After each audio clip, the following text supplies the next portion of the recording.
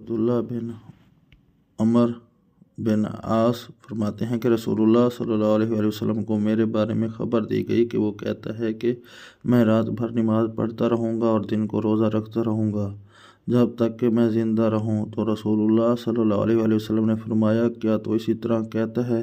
तो मैंने अर्ज़ किया, ऐ अल्लाह के रसूल, जी हाँ। तो रसूलुल्लाह सल्लल्लाहु अलैहि वसल्लम ने फरमाया, क्या तू ये नहीं कर सकेगा कि तू रोज़ा भी रख और अफ्तार भी और नींद भी कर और नमाज भी पढ़ और महीने में 3 दिन रोज़े रख लिया कर, क्योंकि एक नेकी का 10 गुना अजर मिलता है और ये ज़माने के रोज़े रखने की तरह है। हज़रत अब्दुल्ला फरमाते हैं कि ये अब्दुल्ला बिन अमर बिन आस हैं। मैंने अर्ज़ किया कि मैं तो इससे ज़्यादा की ताकत रखता हूँ। ऐ अल्लाह के रसूल, आप सल्लल्लाहु अलैहि वसल्लम ने फरमाया, एक दिन रोज़ा रख और एक दिन अफ्तार कर, और यही दाऊद अलैहिस्सलाम के रोज़े हैं और यही इत्तदाल वाले रोज़े हैं। हज़रत अब्दुल्ला ने फरमाया, मैंने अर्ज़ किया कि मैं तो इससे ज़्यादा की ताकत रखता हूँ।